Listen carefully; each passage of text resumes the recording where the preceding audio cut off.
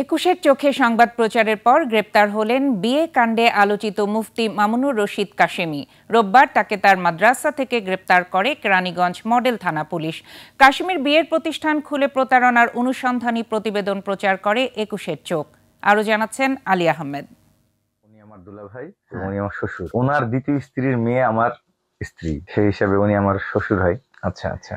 আর ওনার বড় ছেলে আবার আমার ভাইরা ভাই, সেই হিসেবে উনি আমার তাওই ভাই। এই জটিলুক্তি করা মুফতি মামুনুর রশিদ কাশেমি বিয়ে নিয়ে এমন জটিল কাজই করেন। অভিযোগ, পড়াশোনা চলাকালে তিনি বহু নারীর সাথে সম্পর্কে জড়িয়েছিলেন। প্রচার করে বেড়ান মুসলিম হলে 4 জন স্ত্রী থাকতেই হবে। যদিও নিজে এরই মধ্যেই 9টি বিয়ে করেছেন, থামতে চান না শতকেও। ভালো আমার 4টা স্ত্রী রাখবো মৃত্যু পর্যন্ত।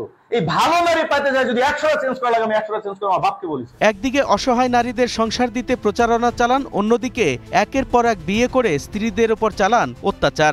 বিয়ের পর দিন থেকে সে নামাজই পড়ে না 5 ওয়াক্ত। তারা হালাল পতিতালয় খুলছে। অপকর্মের জন্য বিতাড়িত হয়েছেন নিজের বাড়ি থেকেও। কুষ্টিয়া থেকে বিতাড়িত হয়ে মামুন কেরানীগঞ্জে বিয়ের প্রতিষ্ঠান খুলে করেন প্রতারণা। বিশ্বাস করে বিয়ে দিয়েছিলাম, আল্লাহ আল্লাহতেই তো তেষ্টা মাইল্লারও। এসব নিয়ে অনুসন্ধানী প্রতিবেদন প্রচারের পর সামাজিক যোগাযোগ মাধ্যমে চলে সমালোচনার ঝড়। অবশেষে রোববার কেরানীগঞ্জে তার প্রতিষ্ঠান থেকে তাকে গ্রেপ্তার করে পুলিশ। কেরানীগঞ্জ মডেল থানার ওসি টেলিফোনে 21 টেলিভিশনকে জানান, ধর্ষণ মামলায় গ্রেপ্তার করা হয়েছে তাকে।